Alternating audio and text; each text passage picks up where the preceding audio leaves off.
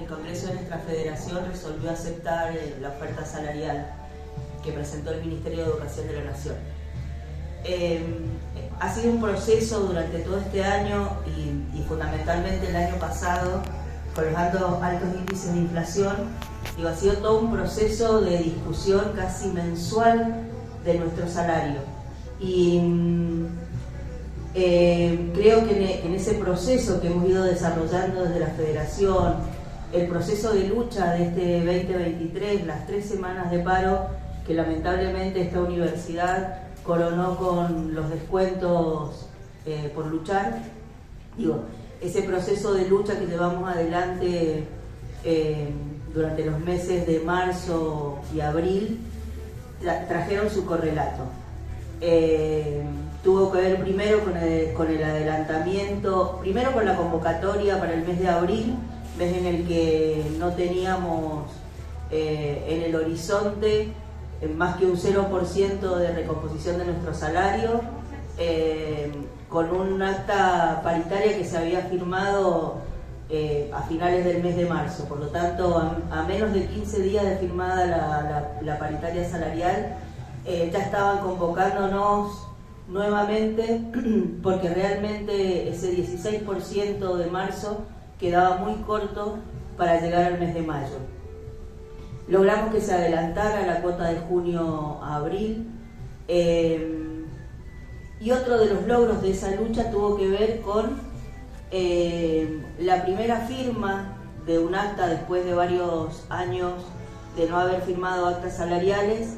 que fue la recomposición de la suma del 3% al 6% que ya teníamos otorgado en mayo, y la fecha de la negociación para el 9. Cuento todo este proceso porque más allá de que de la misma manera que decimos que hay federaciones que tienen una facilidad muy grande para la firma,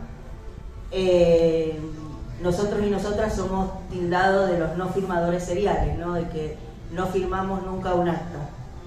Eso es mentira, porque en realidad lo que hacemos es discutir fuertemente con nuestras bases, es discutir fuertemente en nuestras asambleas, en todas las instancias, consultas, encuestas, qué es lo que vamos haciendo en cada momento de las paritarias. Y bueno, este congreso que se reunió el día 14, las asambleas y las diferentes instancias de consulta que se dieron, valoraron positivamente,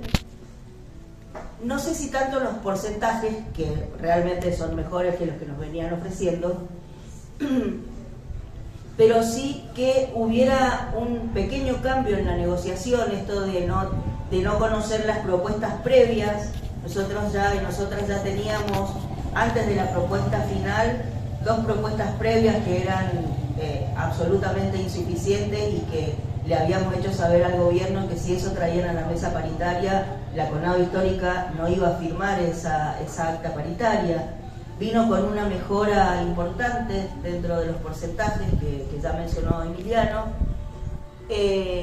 Continúa la comisión de revisión del salario, de seguimiento de la evolución de nuestro salario, cosa importante en este proceso inflacionario,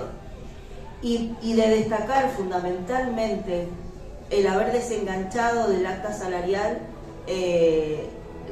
los fondos de capacitación para la docencia universitaria y preuniversitaria. Fondos de capacitación que, como siempre decimos, no es para los afiliados y afiliadas del sindicato, sino que es para toda la docencia, y que atar en un acta salarial la firma de esa aceptación a que los y las docentes reciban capacitación gratuita y en servicio era una cláusula extorsiva. Y así lo discutimos y lo debatimos en el seno de la Secretaría de Políticas Universitarias. Fue una negociación que costó, que costó prácticamente la mitad del año 2022. A principio de este año hicimos un acuerdo verbal con el gobierno. Recuerden que nosotros en el 2021 habíamos hecho una presentación judicial por la cual, un amparo por el cual se habían congelado los fondos, la distribución de los fondos de capacitación. Hicimos un acuerdo verbal de que si desaparecía o se desenganchaba la cláusula que nos condenaba a firmar o no el acta para recibir los fondos, desde la CONADO Histórica íbamos a levantar esa medida judicial, porque digo, fue solo una herramienta. Tenemos que tener en cuenta que la salida a través de la justicia, lo miro acá al compañero, que tanto nos enseña sobre la injusticia, tanto federal como provincial, como clase trabajadora sabemos que la salida no está en la justicia, que este fallo a favor en el amparo fue en un contexto que nos favoreció, pero que el resultado final era incierto. Por lo tanto, ese primer acuerdo verbal se termina plasmando en la última acta de distribución de los fondos. Por lo tanto, salimos de esa trampa judicial en la que, repito, la utilizamos como una herramienta en un contexto y en un escenario determinado, y que fue una buena jugada, nos salió bien, eso también tenemos que reconocerlo, que la justicia nos diera la razón, pero obviamente faltaban instancias más altas de la Suprema Corte y bueno, y distintas presentaciones que había que hacer. Por lo tanto, logro de la CONADO Histórica, una victoria nuestra, el haber conseguido que esos fondos de capacitación vengan hoy a todas las universidades y que no haya diferencias entre la docencia que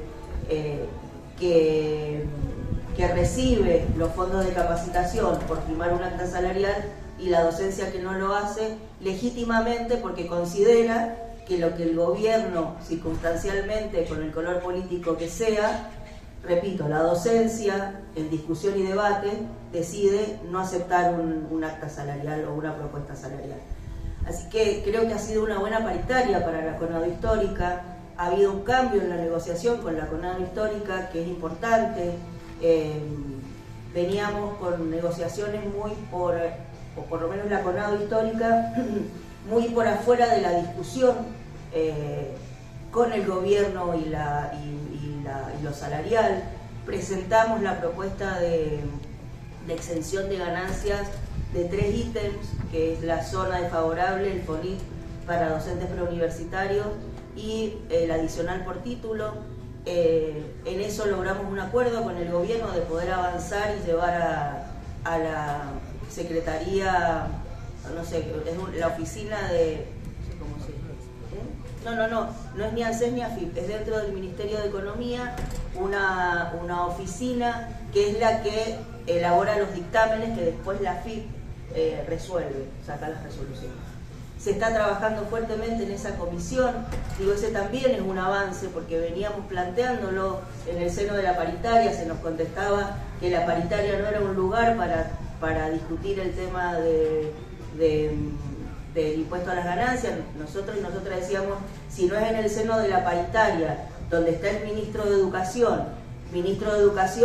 que para que nuestra partida salarial salga, tiene que estar con el acuerdo del Ministerio de Economía y el Ministerio de Trabajo, con lo cual, ¿cómo no va a ser la paritaria el ámbito para plantear esta problemática, más allá que no tenga el poder de resolución sobre el tema? Si es el lugar donde nos tenemos que poner a discutir, a debatir y plasmar en un papel qué es lo que queremos de nuestro salario, que no sea alcanzado por el impuesto a las ganancias, obviamente en camino a la eliminación del impuesto a ganancias sobre el salario, porque no renunciamos a decir que el salario no es ganancia. Por lo tanto, en el camino de la eliminación del impuesto a las ganancias sobre nuestros salarios,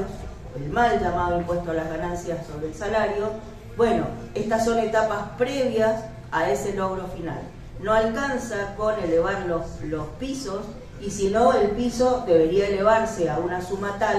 que no le alcance a la clase trabajadora. Porque la verdad que es una paradoja que estamos luchando para que los que menos ganan, los cargos de menor jerarquía, tengan realmente un salario con el cual puedan sostenerse y tengamos un sector dentro de nuestros salarios que no son los mejores salarios del país, tengamos un sector que alcanza casi entre un 10 y un 15%, que está alcanzado por el impuesto a las ganancias, con salarios que no son salarios, obviamente, que superen tan ampliamente los pisos del impuesto a las ganancias, del impuesto a ganancias sobre el salario. Por lo tanto, digo, eso también se evalúa como muy positivo en